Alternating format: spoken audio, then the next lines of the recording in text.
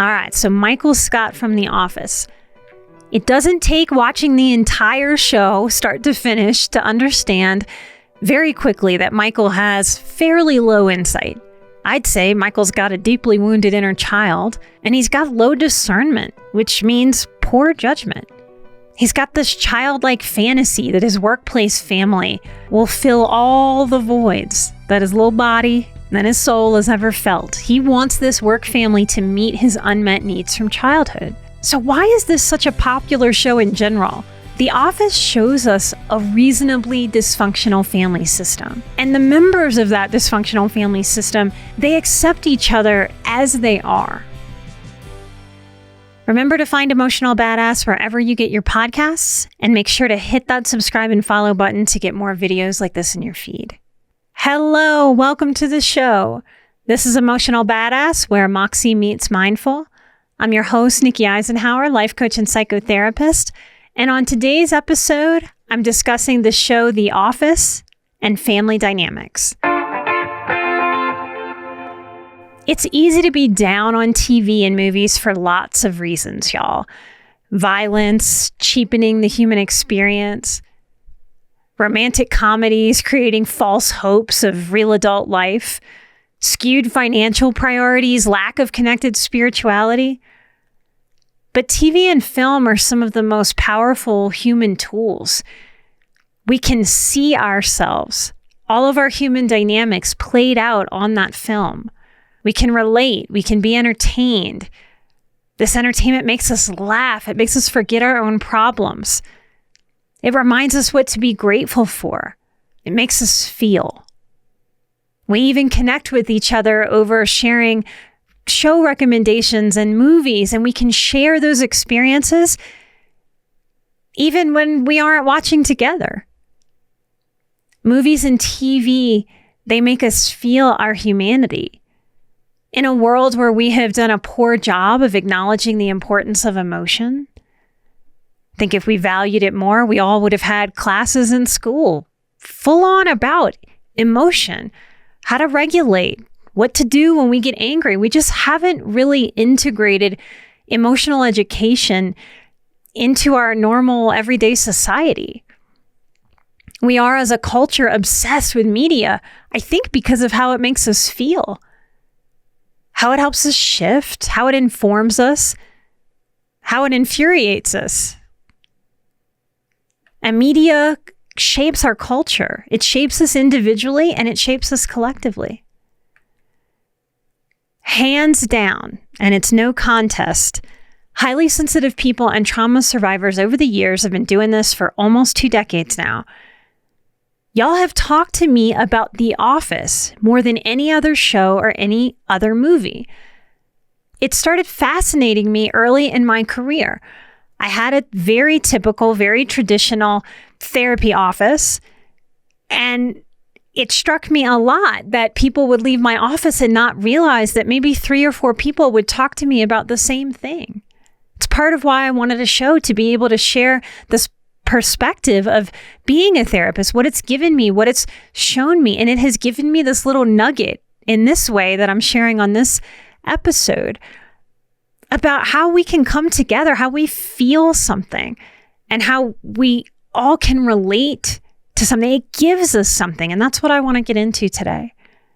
Many clients have told me over the years that they would fall asleep to The Office, and they would tell me almost like they were confessing to the priest. I was raised Catholic, like it was some dirty doing that they weren't allowed to do or that was so bad. But they'd fall asleep to The Office with a lot of consistency. Would play it in the background of their lives, doing laundry, making food. Would play it when they were lonely. Would play it to laugh. Would just report feeling better, lighter, easier watching it. I still hear clients comment about The Office, and it went on the air in 2005. It's 2024 as I record this. That's 19 years ago, almost 2 full decades. I can admit it's one of my favorites. I likely know every episode and almost every word by heart. And in some of my own most painful seasons of my life, I was drawn not just to the show, but to the characters.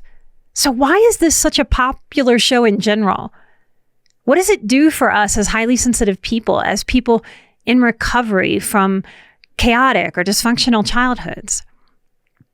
Well, The Office shows us a reasonably dysfunctional family system. And the members of that dysfunctional family system, they accept each other as they are.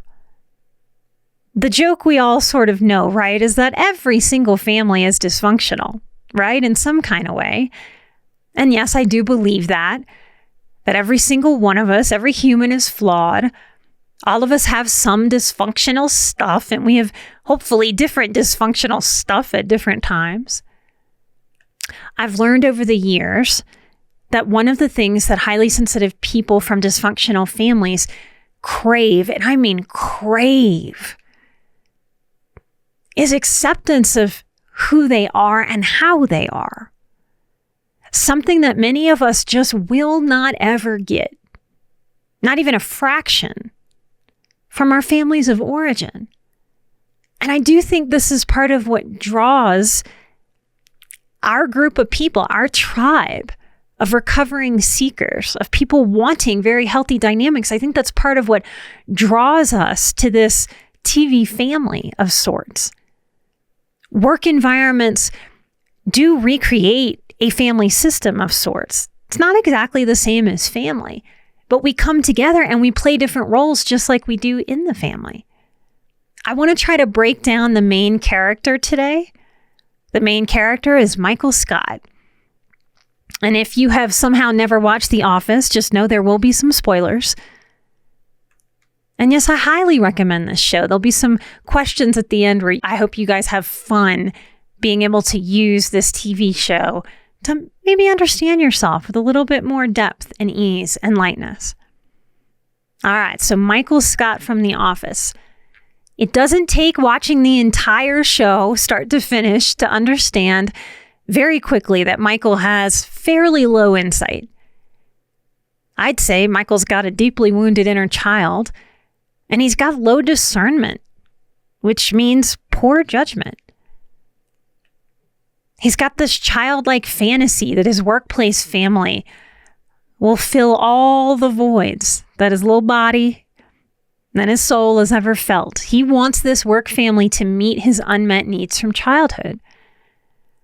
We gather throughout the years of seeing the show that he was likely pushed to the side by his family, a lost child type, lost by divorce. Michael was likely severely bullied, but he carries this endearingly resilient spirit. He carries this willingness to risk again and again with people, and it's both painful to watch and inspiring to watch.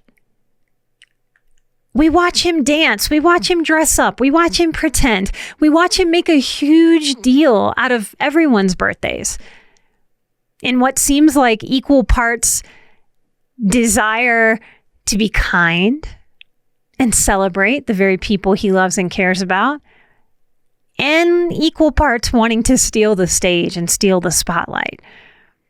Little note here, there's a future episode coming out about attention seeking. And Michael is definitely an attention seeker.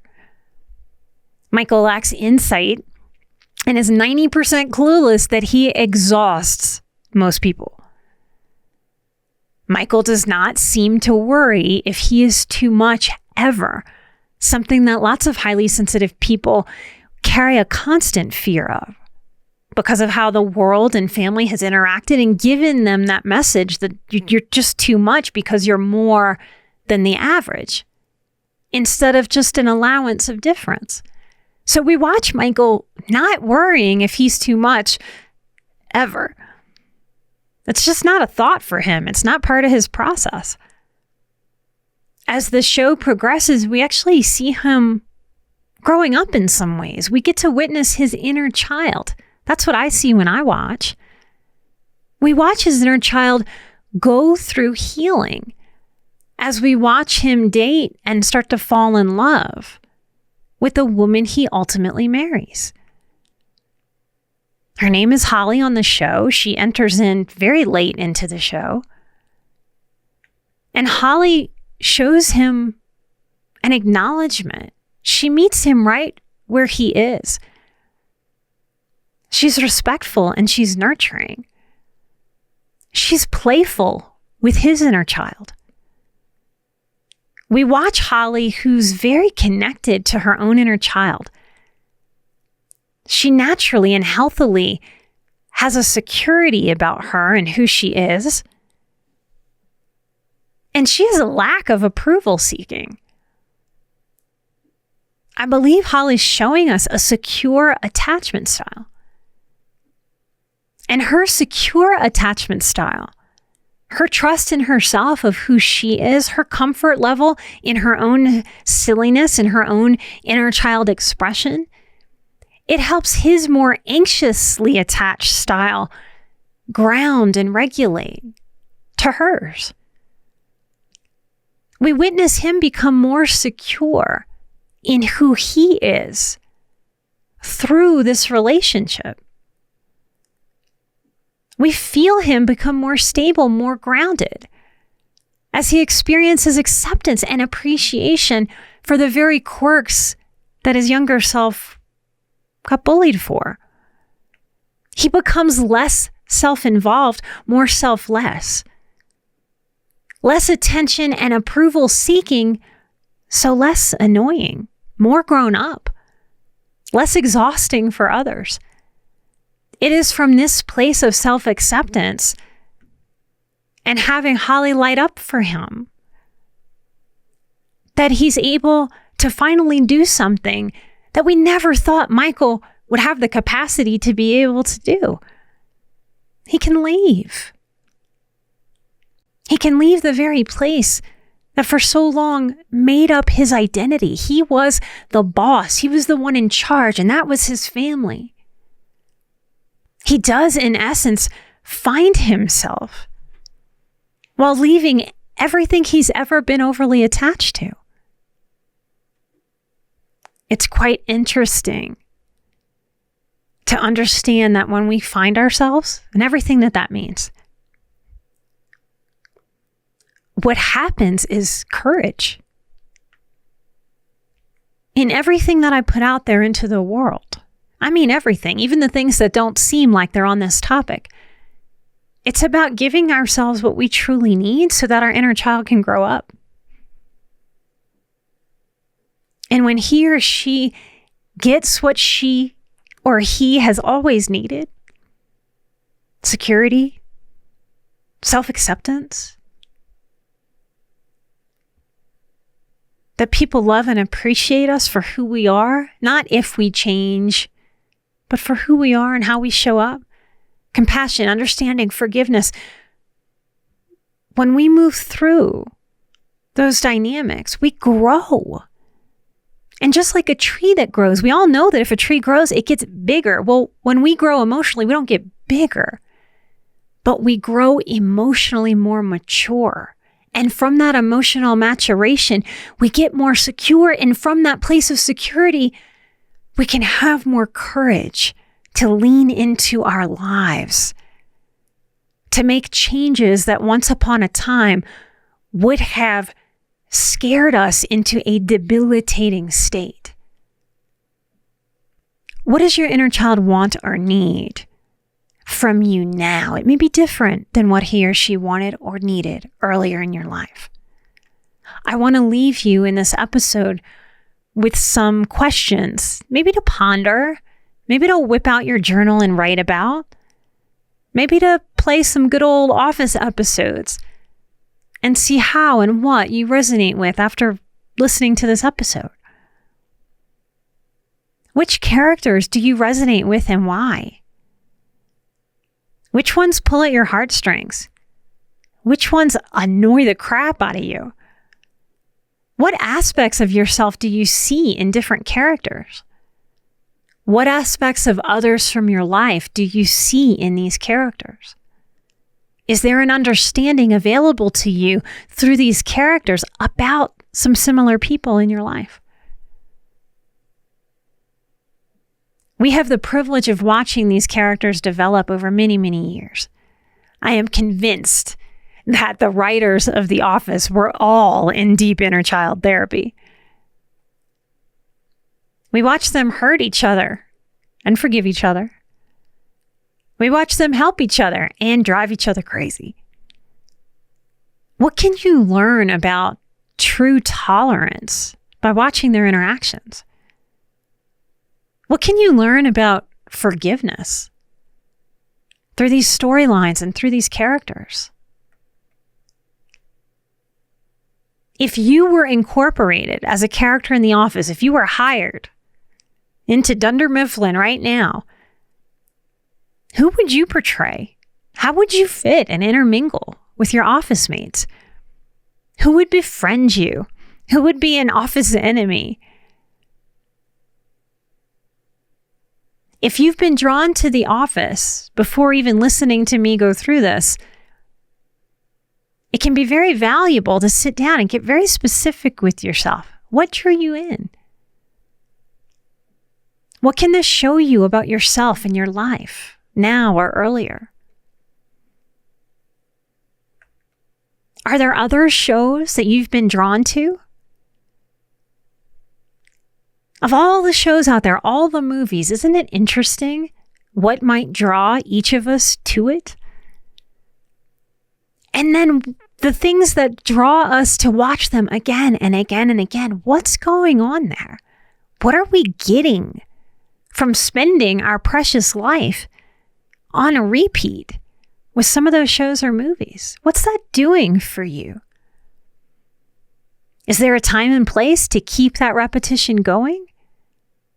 Is there a time and place to let it go? There were times in my life when I watched things on repeat, and today I can tell you confidently, I don't do that anymore. Not because I'm trying not to. It's just what's developed.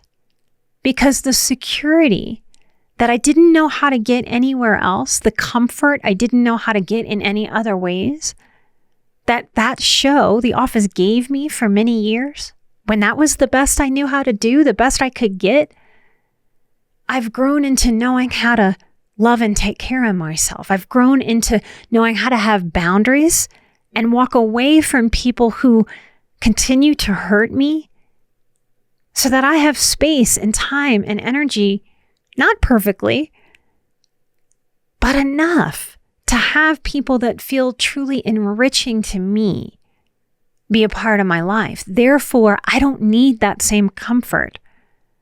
I might enjoy an episode of The Office here and there,